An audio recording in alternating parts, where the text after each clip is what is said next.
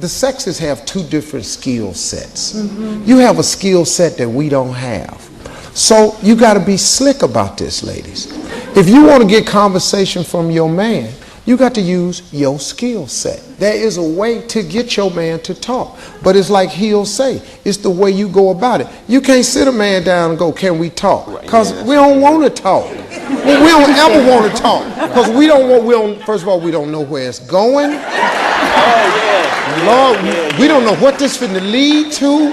And the first thing we do is, what have I done? And we start rolling through the Rolodex, trying to cover our tracks, even when we ain't done nothing. Because we know you slick and you done found something. So you use your skill set. Women have a skill set of being sexy, you're sensuous, you're nurturing, and you're communicators. Why y'all keep fighting what you got? If God give it to you, use it. But then you say we're manipulating. Right, are they manipulative? I think it's a lot simpler than that. I think men want to talk to our women. I think... No, we don't. Listen. we can disagree. We can disagree. We got to divide in the faction. Steve. So what is it, Steve? Jimmy. Look, Steve, you hold on a second.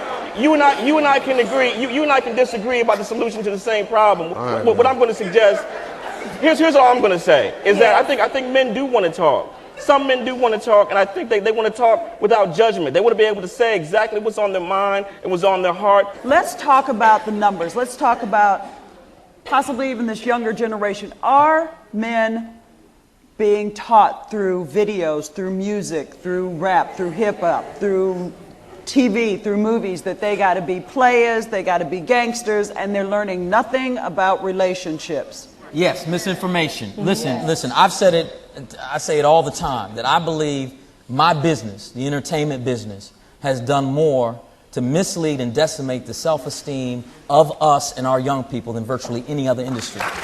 And that's real. This is the reality of the situation. Kids watch TV, they have iPhones, they are more technologically advanced than we are. But they got parents too. Yes, we are parents. We're not taking that away, Jimmy, but I'm just saying this is what it is. Everybody listens to Steve Harvey on the radio. They go out, they watch these films. It's up to us as parents to be role models and explain to them the other side. But they're going to look at these people as role models. One of the problems that you have is that we, men my age, are responsible for what you see in music today, what you see in videos today. We forgot to teach just a few simple things. You know, the business of manhood is being cool. Cool went out of style, so we replaced cool with hard now. Nobody smiles on the album no more. Everybody hard now. We used to dress for women. We don't dress for women no more. We dress for each other. Women don't care nothing about your boots being untied, you sagging, or bandana on your head. You got on a 6X t-shirt and you wear a medium. Women don't like none of that. Women don't want to see your drawers when you're walking down the street. But because it looks good to our homie, that's what we do. And then we forgot to teach our young boys how to talk to women. So now you don't know how to talk to a girl. Now your songs ain't about love no more. Our songs now is about move, be, get out the way, get out the way, get out. Snap it up, flip it, rub it H's down. in different area codes. I smack that, give me that. You know, it's all of that. Because our fault. This is men. We've allowed this. We're the only race of people who degrade our women in our music. We the only ones. This is us. Until, like Hill say, until we start checking one another, and we got to get busy right quick. Y'all ain't finna get better men unless we start producing better men. Are we losing too many good men to women of other races? You know, it's very interesting. To women of other races, to men, to other men. But if we're talking about to other races, it's very interesting because I feel as a black woman, and I've had men tell me this when I say, we're at the clubs. I've been raised, I'm old-fashioned.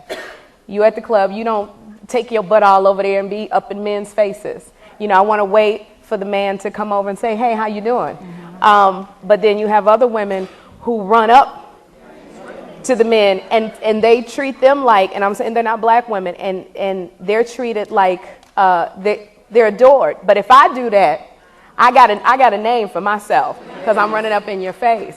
I don't know any black woman that could go out here and make a sex tape and get a cupcake line, a clothing line, a perfume line, and be touted around on the arm of an athlete like this is my girl. Because, you know, when we do that kind of stuff, we call superhead, or we call, you know, and so when I see this kind of stuff and I'm going, wow, I'm a good woman here. I'm trying to raise a good black man, a boy to be a good black man, but I don't feel like I'm put on a pedestal like the other women. Does it upset you that so many black men are married to or dating white women? It doesn't upset me if you're with a woman that loves you, that is going to treat you like you need to be treated, and she's of another race, then God bless you. But if you're saying, but I meet a lot of men who go, I don't want to date, I date out the race because y'all, all black women are too loud. So you make this wide swath, you color this wide swath of how black women are. I got done wrong by black men, but I'm not sitting here going, all black men is ass, so I'm going to go and forget all y'all. I don't do that. I go, no, there's some good black men out there, but when you want to date other races exclusive to us, then I get really upset. Absolutely. Absolutely. That's a said black women are the most loyal, that black men are the most likely to date outside their race, and black women are the least likely to date outside their race. Is it time for black women to open the door to the possibility of dating outside their race? Also, Vicki, based on the numbers, there are 1.8 million more of us than there are black men.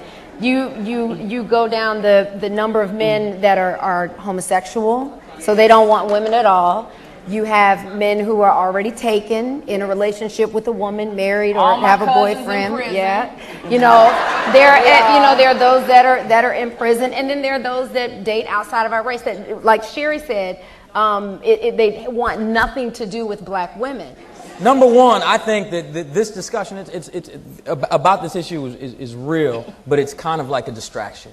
Because at the end of the day, the vast majority, and he knows this number, 90% of black men who get married, they marry black women. And then we can look to some high-profile black men that are in the media, etc., and we act like this is this rampant problem that is much worse than it really is. When you look and you see a black man who becomes successful, and then you see the marriage outside the race, and you look at the number of black men who are really successful, a number appears higher in the high success category.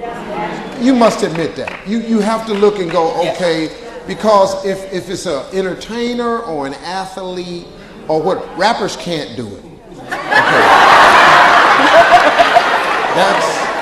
That's the end of your hip-hop career. That old keep it real thing, that just went out the window with your fan base. But I gotta say this to you though, too. Just from my personal experience and people I know, those that just exclusively date out of the race, can I tell y'all something so you can put your mind at ease? Please you really wouldn't want them no way.